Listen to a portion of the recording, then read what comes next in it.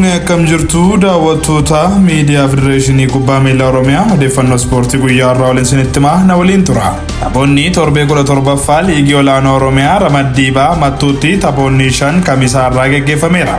Ganama sa'aatii 2 irratti Incinni Mugarii fi Arbuu Culullee gidduutti morkii geggeeffameen galchii daqiiqaa 30 irratti Kiruubel Nigaatuu lakkoofsisee fi daqiiqaa 42 irratti Abeel Waggaarii Arbuu Cululleef lakkoofsiseen dursaa boqonnaaf ba'uun tapha boqonnaa deebiitiinis kilabiin kubbaa miilaa Arbuu Culullee galchii 2-2 Incinni Mugariin injifateera. Kanumaanis Yoosef Nagaasaa Arbuu Culullee irraa taphataa urjii taphichaa ta'uun badhaafameera. Sa'aatii 4 irratti Mandii fi Limmuu Gannat gidduutti morkii geggeeffameen ammoo galchii malee boqonnaaf bahuun tapha boqonnaa deebiitiin kilabiin kubbaa miilaa bulchiinsa magaalaa Mandii fi kilabiin kubbaa miilaa bulchiinsa magaalaa Limmuu Gannat galchii malee goolabuun qabxii qooddatanii jiru. Abrahaam Malkaamuu ammoo Mandii irraa taphataa urjii taphichaa ta'uun badhaafameera.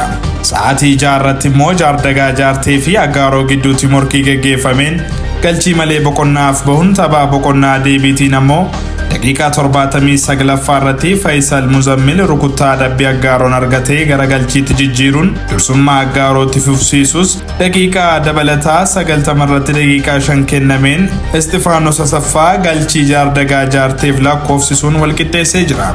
Kanumaanis kilabiin bulchiinsa magaalaa Aggaaroo fi Jaardagaa Jaartee galchii tokkoon qabxii qooddatanii jiru. Istifaanos Asaffaa ammoo taphataa urjii taphichaa ta'uun Jaardagaa Jaartee irraa badhaafameera.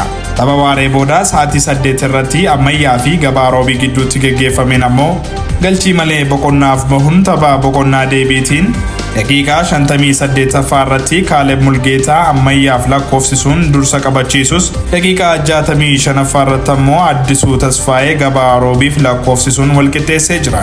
Kanumaanis Ammayyaa fi Gabaaroobiin galchii tokko qixaan qabxii qooddatanii jiru. Wandimmaagany Dajanee ammoo Ammayyaa irraa taphataa urjii taphichaa ta'uun badhaafameera. Tapha Torbee 17ffaa xumuraa sa'aatii 10 irratti Bishaan Toophii fi Jaansayyoo gidduutti geggeeffameen ammoo daqiiqaa 7ffaa fi 14ffaa irratti Gammachiis Yaadataa wal duraa duubaan galchii 2 lakkoofsisuun daqiiqaa 19ffaa irratti immoo Abdii Zaruu galchii 3ffaa Jaansayyoof galchuun dursummaa qabachiisuun boqonnaaf yoo bahan tapha boqonnaa deebiitiinis galchii 3-2 Jaansayyoo Bishaan Toophii injifateera.